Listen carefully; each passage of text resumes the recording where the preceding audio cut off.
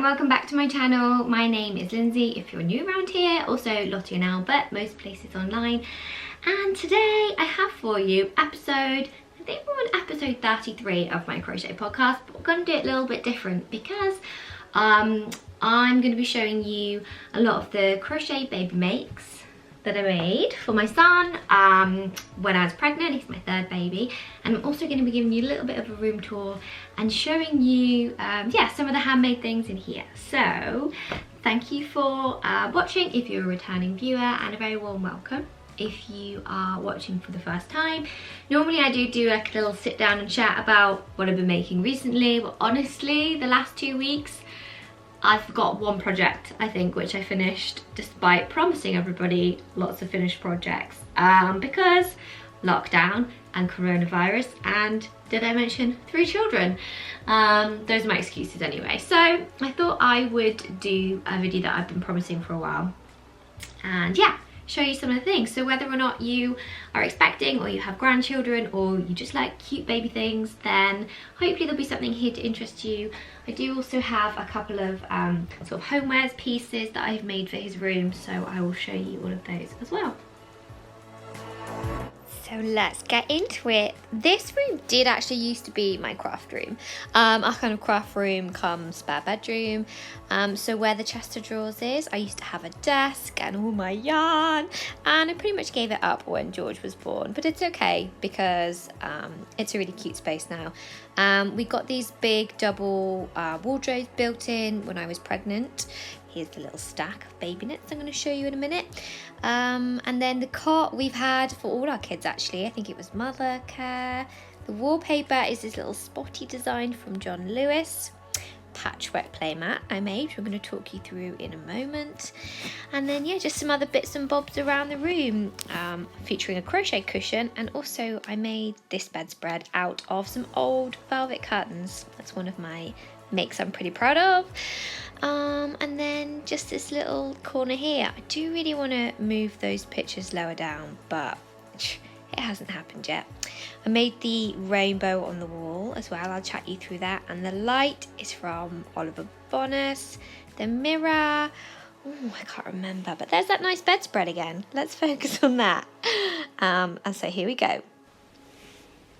So I thought I would start with showing you the garments and things that I made for him, and then I'll talk you through a few of the other things that I made, like this patchwork playmat and this I suppose we'll say latch hook rainbow, but actually I used a crochet hook. I did just drop my camera and now I'm slightly worried it's not working or focusing, but let's just roll with it. So I have probably not made him an excessive amount compared to, I don't know, some people, but with my other two, they were little just as I was sort of getting into crochet, so I never really made them much. So with this baby, I was really keen to make him some bits and bobs. And probably the first thing I made him was a crochet blanket, but I also did end up with a little pile of goodies, so I'll talk you through them. The crochet blanket, as you can see, is a good old granny square blanket. I made lots of little grannies and then joined them all together with a single crochet or double crochet join. And yeah, so that it had a little raised effect. And when I made this blanket, I started making it like really early doors pregnant, so like, I don't know, 6, 7, 8, 9, 10 weeks. It took me a while. And for ages, I'm actually pleased to report that right now it's not making me feel sick, but because I made it when I had morning sickness, for ages it just made me feel queasy. Even just the smell of it made me feel ill, but it's taken 9 months and like, pleased to report it's now okay. So yarn wise, I don't know how well you can see, but it is a real mix of all sorts of different yarns. Also, you will note there are ends that I have not sewn in because, as my husband would say, I'm not a starter finisher, and there were a lot of ends on this blanket, and every time you think you've got one, got them all, you spot another few.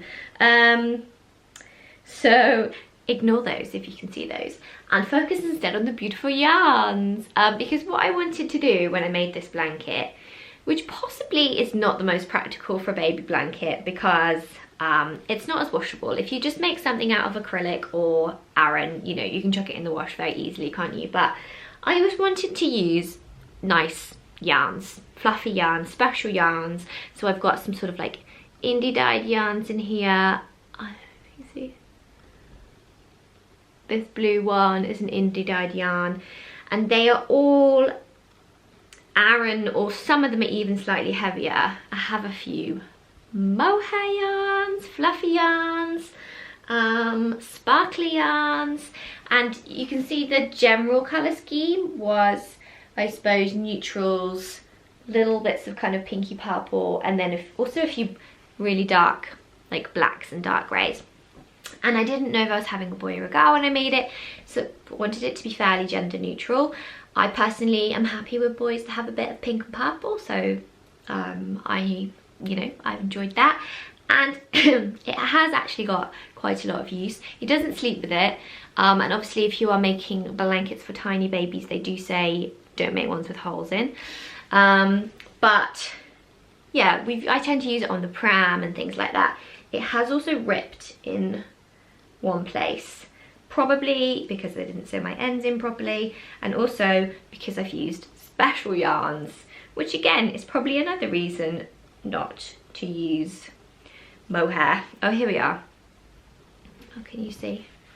I'm really washed out because I'm so bright in here. It's a hole basically, which I think actually I can fix fairly easily, and I should probably do that before it unravels anymore, but I haven't yet. So yeah, that's my granny blanket. I was going to put tassels on the corner as well, but again I never got around to it. Not sure how many squares is it all together. Let's count. 1, 2, 3, 4, 5, 6, 7, 8, 9, 10, 11, 12. It's 12 by 1, 2, 3, 4, 5, 6, 7, 8, 9, 10, 11. 12 by 12. What is that? Is that 144? I should know that, so 160. I don't know. But yes, I was quite impressed. If you followed me for a while, you will know that's quite a commitment for me. I do tend to get bored of projects, but again, it was actually really nice when I was early stages and I had morning sickness. I was just so tired by the time I got home from work, and I think probably a lot of you will understand when I say sometimes all you can handle is a granny square, because particularly if it's one of the first things you learn to crochet, it's just that bit easier to work through it and not have to think about it. Just make your grannies. So yes, that is the first thing I made when I was pregnant. What else? One of the things that I made when I was pregnant, I mean, it just looks so tiny now. George is 9 months now, and this fit him pretty much from when he was a newborn, because he was £10.3 when he was born, which was a surprise because his brother and his sister were both £8 on the dot, and I am 5'3". But anyway, it was fine. I had him fine, so no complications, just £10.3 baby. It fit him from when he was a newborn. I did make the 0 to 3 size, but you know, normally with like newborn babies, they are so tiny, so tiny when they come out that they just don't fit in anything, even the stuff that you thought was miniature when you were pregnant. Also, these, I do not recommend these hooks. I bought them, this literally just fell out of my hand. I bought them from TK Maxx Home Sense, and they look really cute, but I don't know if you can see, they're obviously lopsided up here, but they're also lopsided here, so garments don't hang nicely. And apparently they're cheap as anything, and the hooks just come out. So they look cute, but I don't recommend. This, however, I definitely do recommend. So this is called the Hooded Bear Cardigan because it has a hood and it looks like a bear. And I will try and put in some pictures of George wearing these garments because obviously he's too big for this now. And this is a pattern by, I've got notes today, Mon Petit Violon. And if you are looking for somewhere to start for crochet baby patterns, then Mon Petit Violon is, I literally don't know how to say that, but she is amazing. She has so many really cute patterns, and a lot of them tend to have really sweet sort of textured detailing, so they tend to be like one colour, or she makes them in one colour. I suppose you could vary it up, and then with really pretty like frilled edges or cables, or just, yeah, just really gorgeous patterns. I'd definitely go and check out her Etsy. She's got so much on there. And this is made in an Aran weight, which is literally my favourite because it works up so quickly. And I have since made this jumper for a friend's baby as well. And I used Knitcraft's Leader of the Pack. Leader of the Pack. Because it's got alpaca in it. That's why it's called Leader of the Pack. And that, as I said, is an Aran weight, and this is the sort of neutral colour. And then I used buttons from my grandma's button box for the front. Probably not standard acceptable size for babies, but he was so tiny when he wore this, he didn't tend to chew buttons, so I didn't worry too much about the sizing. But I think that probably is something you're supposed to be aware of from a choking risk point of view. And yeah, I just love this. It's more, I suppose, a little coat. He was born in September, and it was still quite warm when he was born, but because you wrap babies up that bit extra, he wore it all through the autumn and the winter. And yeah, I'd put it on as a little coat, or in the house if it was particularly cold. So I think I will probably make this one again for friends' babies in bigger sizes.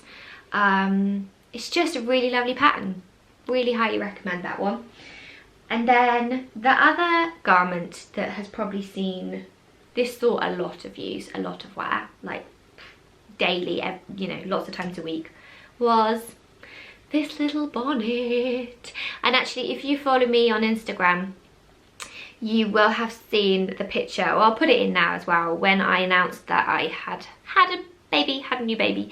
George was wearing this. So again, this fit him for an incredible amount of time. I think partly because of the shape. It was slightly too big when he was born, but he still rocked it. And then I squeezed it on him for a good 6 months, I would say. And then at the end, it's, you know, their face goes here, their neck goes here. It was like creeping further and further up the back of his head where it was just too small. But honestly, hundreds of times I would say he wore this little bonnet. And this bonnet is called the Perry bonnet, and it is by Yarn Republic. And I'll hold it up so you can sort of see the stitch pattern. Obviously it does look quite bobbly now because he just wore it so often. And this was the 0 to 3 or 0 to 6 month size, but I did make it in an Aran weight, whereas I think her pattern calls for a DK weight. And like I said, George was a 10-pound baby. He did have quite a big head. And so this fit him from, yeah, when he was tiny to when he was bigger. Yeah, Yarn Republic. I think, certainly last winter, I don't know if she's still doing it, she does bonnets that are made to sell. And she also has lots of different patterns for bonnets, is what I'm trying to say. Lots of different bonnet patterns. There was another one that I made, I can't remember, the Bell bonnet, I think, which was all bobbly, but I gave it to a friend because it was so tiny and it never fit George's head because he was not so tiny.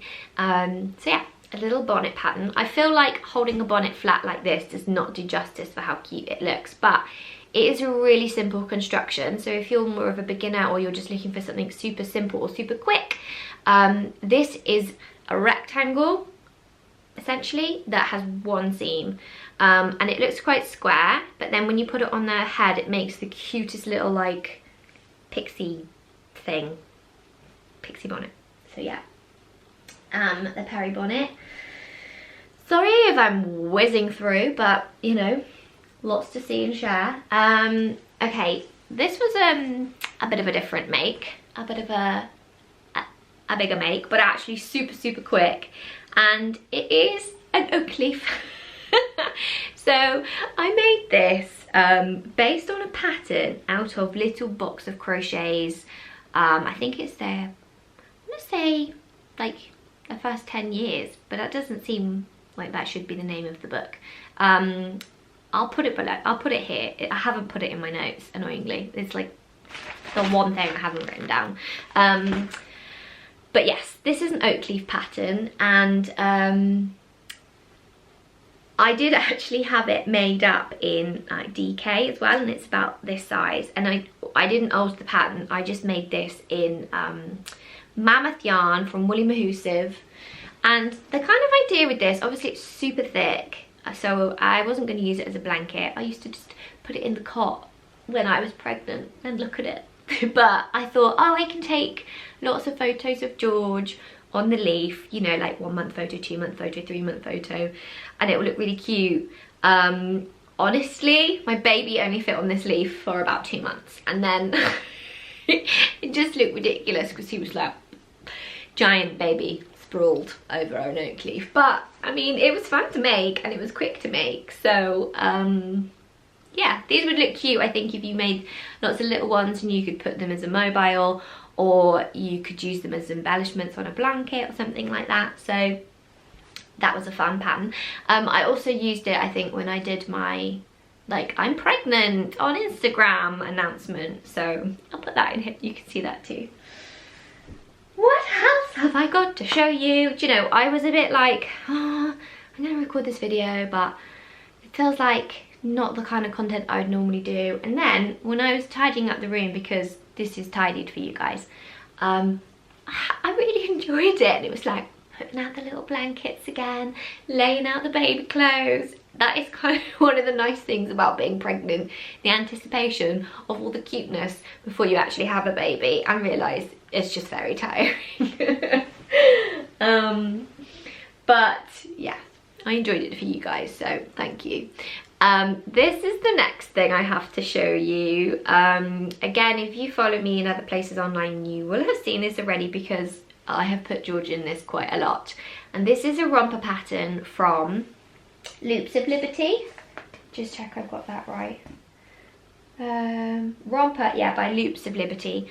And this is actually made in a 4-ply. I know, I hardly ever make anything in 4-ply unless it's sort of crochet socks.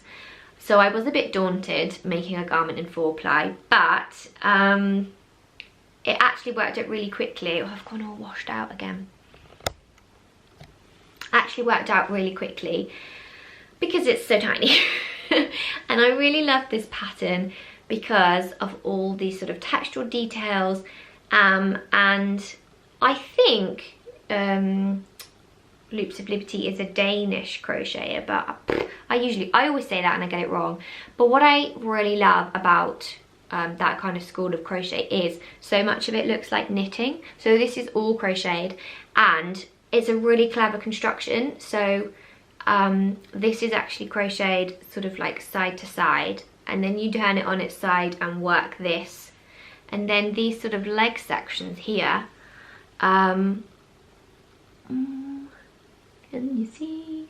These leg sections here are then worked into the side whilst going up and down, and I'd never, that's a rubbish description, but I've never done that technique before.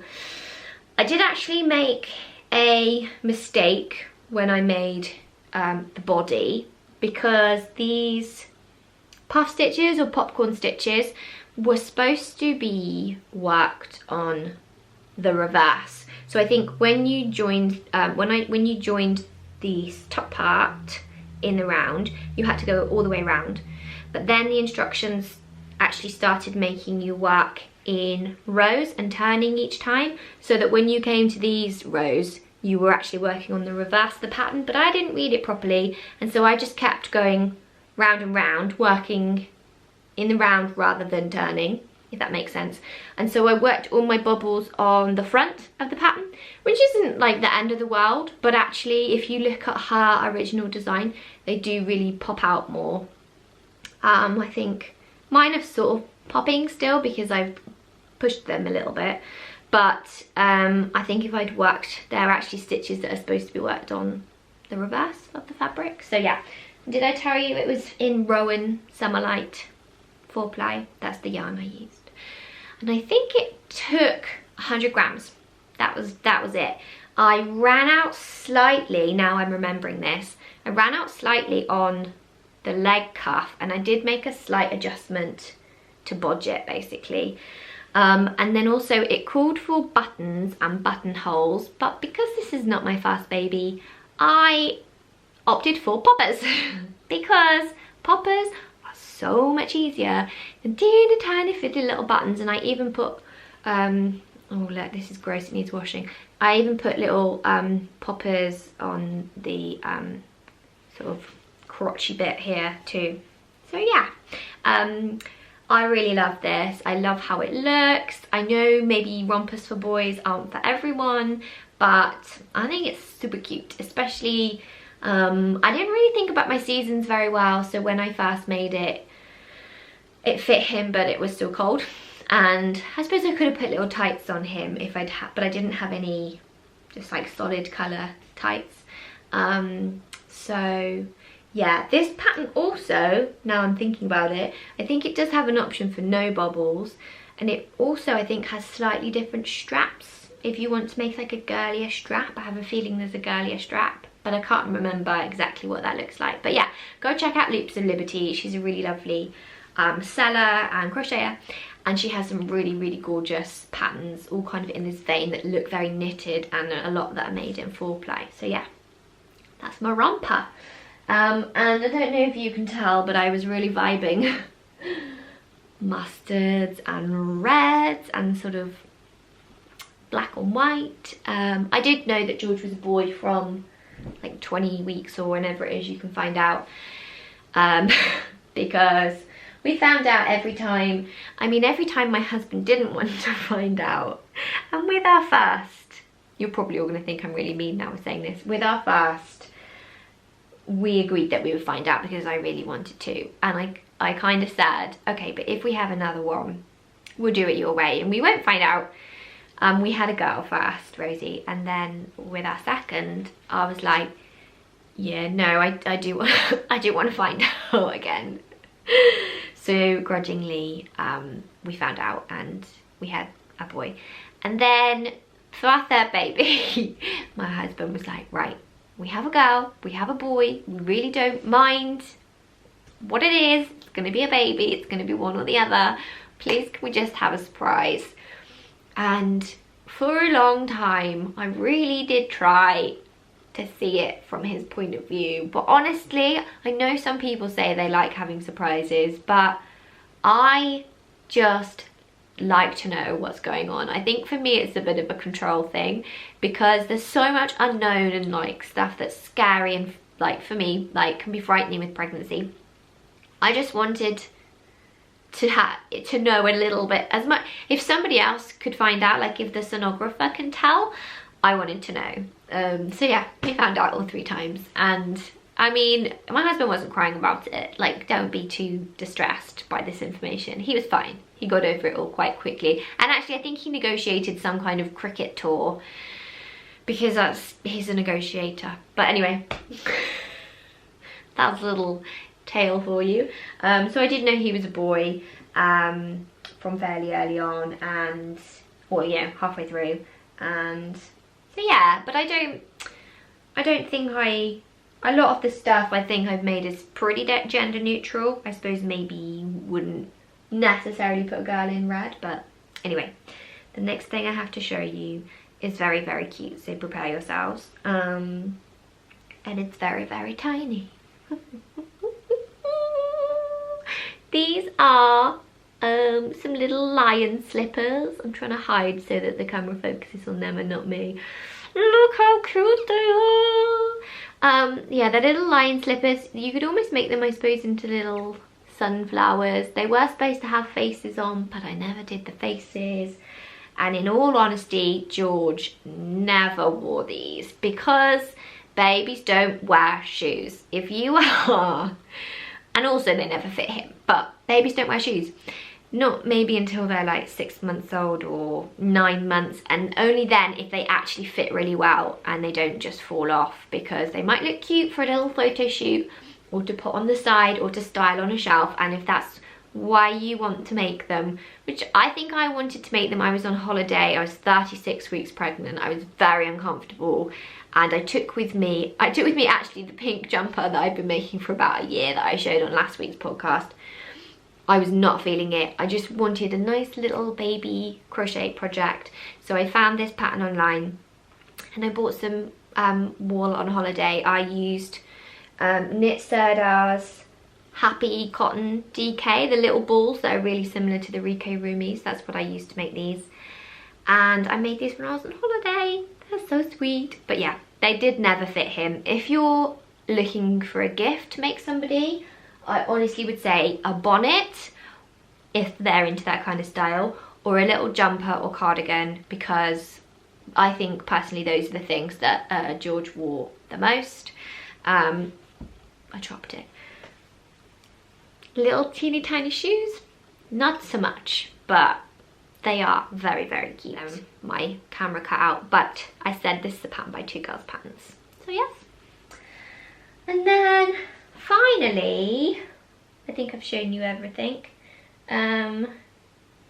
This is a slight cheat because I didn't actually make this, my mum made it, but I thought it was deserving of a place on this video because it is so cute and I loved it so much, and George wore it so much.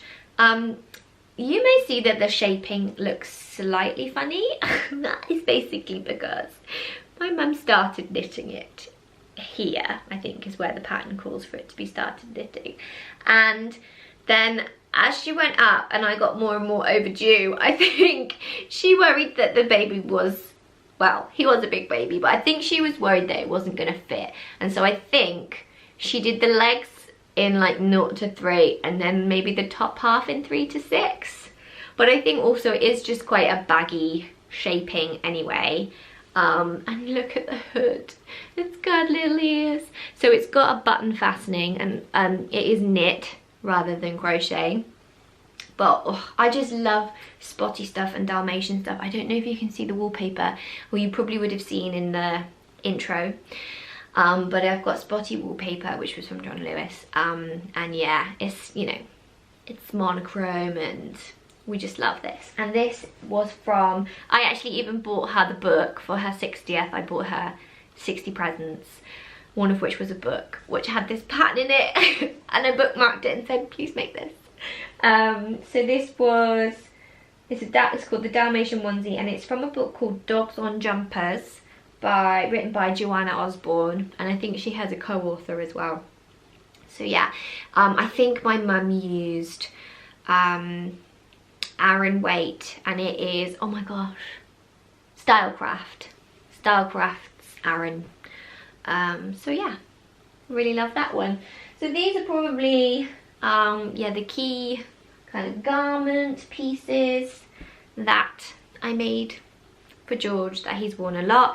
I did start making another Petit Violon project, but I never finished it, and he's definitely outgrown it now, so I either need to just frog it back and make it again, but I'll put a picture in here of the one that I was making because it is really cute, and just, yeah, very pretty, but still for boys, if that's what you're looking for. And then I have two little hats, which I'm going to put George in when he's a bit bigger. This one is actually more like 2 to 3 size. I sort of made it for Charlie, but it was too small, so now it's for George. And this was a More Thunder pattern, and I knit this, and it was one of, I think it was the first colourwork knit thing I made, and honestly it makes me really happy. But I just obviously carried my floats so tight because possibly this was even supposed to be an adult's hat, and it has, I mean, I could squeeze it on, but it's going to fit a child better, so I'm going to put George in that when he's a bit bigger. And then this, if you have been following me for like 3 years, before I even did podcasts, I designed this pattern. This is a crochet pattern, but it does look like a knitted hat. I wanted it to look sort of like Fair Isle, but I used the sort of Sirdar yarn that changes colour, the blue one. God, the words escape me, but this is my Fara crochet hat pattern, and this fit Charlie when he was about 18 months, so I'm hoping that this winter this one will fit George as well. And I'll put links below to all the things I've talked about, so if you wanted to go and never sewed in my hand if you wanted to go and check out this pattern, which is mine, or any of the other patterns which are not mine, then just click down in the description box below and you will see it all there. Okay, so if you're still with me, I'll show you these two things. So I'll move the camera over so we're a bit closer. So this one is a patchwork blanket. How well you can see. Well, I say a blanket, I could use it as a blanket, but I sort of made it to be used as a playmat, and that is what we tend to use it for. And within this there are a few, actually I'm holding it upside down, there are a few, I suppose I'd say like proper patchwork elements. So like this section here is a sort of flying geese pattern, but I had actually designed this myself in that I knew I wanted like a triangle section, and I knew I wanted a cross section, and then what actually inspired it were these fabrics that I bought from I bought them from Cloth and Candy. She is an online fabric store who I really recommend. She has gorgeous fabrics, and this moon fabric was what I bought, and I just adored it, but to the point that I didn't want to chop it up into lots of tiny little squares, so I wanted to keep some sort of big sections. And then how well you can see it's a bit wrinkly now, needs an iron, but I actually quilted it in circles too. My mum is actually the cot there. My mum is a patchwork and quilting teacher, and so I did do a fair bit of sort of patchwork before I got into crochet, and so I sort of know the basics. But yeah, I pretty much made this up as I went along, and then I bought this fabric new, and then a few others were from Stash. What else can I show you on here? This section I wasn't so happy with. I wanted it to look like wonky, but I think I didn't make it intentionally wonky enough. So I think I should have made them like really wide to really narrow, because actually I think it just looks like I was trying to do straight lines and it went wonky. I promise that's not an excuse. I promise it was supposed to look wonky. And then yeah, just some more blocks of different cute fabrics over here, and this really cute one. I can't remember their names, but I'll put them on the screen.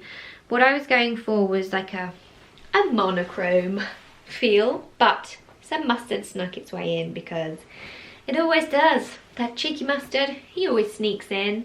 So yeah, I was really happy with this. On the back, I just backed it with 4 big squares because I didn't have any fabric big enough, and considering I don't do that much sewing, I have a lot of fabric, so I wanted to make sure I was using some of it up. If any of you have watched since I went to Japan, you might recognise this fabric because I bought this when I was in Japan. Look how cute it is. All different kinds of animals. And then this one I just had in Stash. This one's pretty cute too.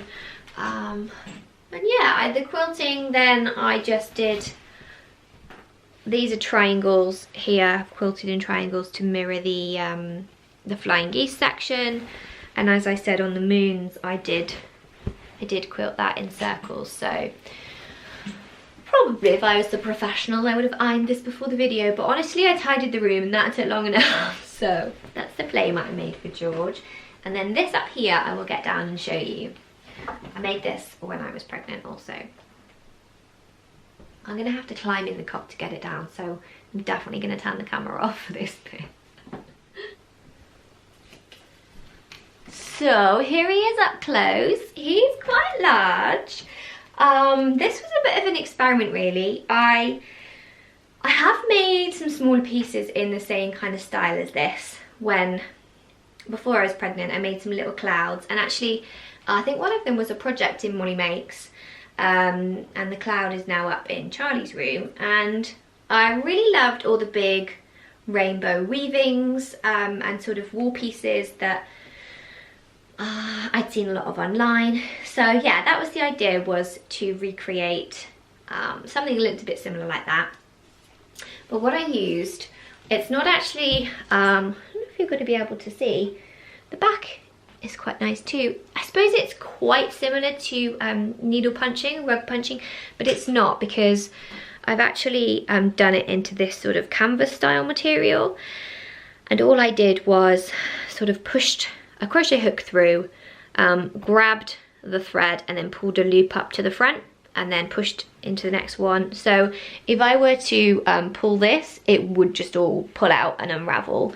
So it's probably not a kind of technique you'd want to use for a rug, or even maybe a cushion, which is going to see a lot of use. But I think for a wall piece, let's call this a wall piece, I think it works quite nicely.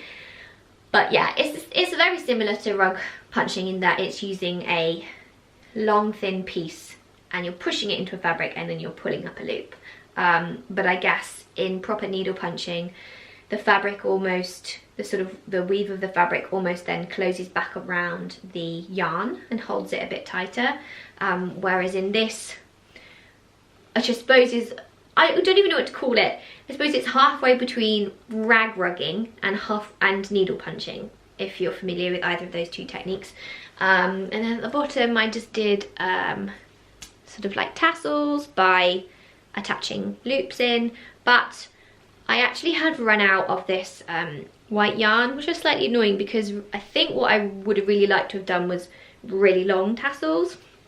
This is quite heavy to hold up, but I ran out. So other things I think I would have done differently are, this colour is actually very similar to the wall colour, so it doesn't really stand out that much, but there we go. You live and you learn. I could always put it on a different colour wall or do a border or something. And then I've just hung it using this, which is actually, I bought it from a sort of weaver who was having a de-stash and a closing down sale in my local town. So I think it's actually like a weft shuttle. Is that what you call it? I don't really know, but I think that is what it is. Can you see? But it's really cute. It's got like little numbers all along. So that's what I've hung it from. And yeah, I really enjoyed making that as something different. I used different weight yarns, but the beauty of this technique is because the holes were all the same in the canvas, it doesn't really matter what weight yarn you use. So this mustard is actually the same as I made this out of, the same yarn, but obviously I pulled it a lot tighter, and I think I actually split it sort of in half and whatnot to fit into there. So yeah, pop him back up on the wall.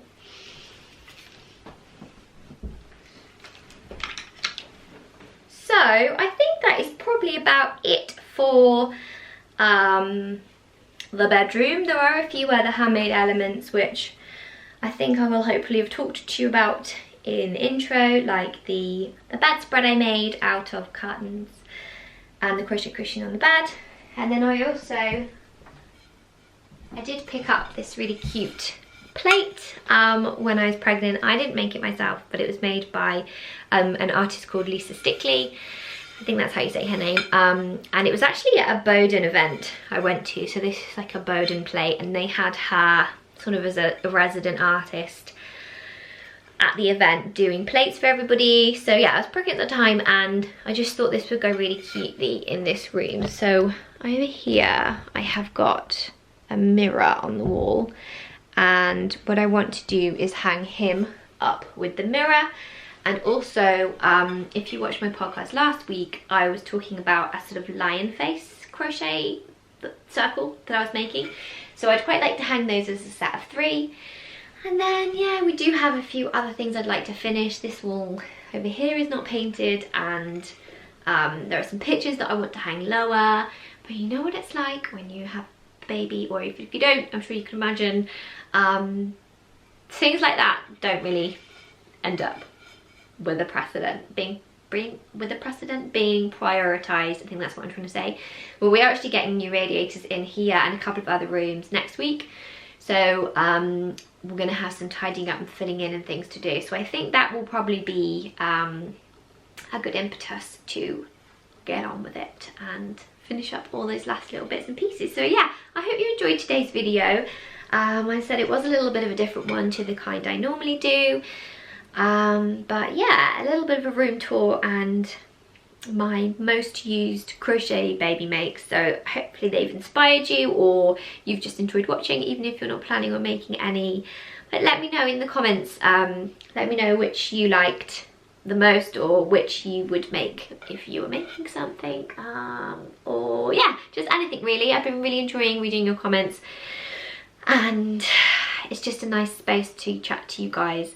You know, we're not chatting, but lockdown I know has been hard for lots of people in lots of ways, and for me I've really missed that sort of adult company. So even though in these videos and when I come on Instagram stories and things, I know I'm not really talking to people, I'm more talking at people, but then people do reply.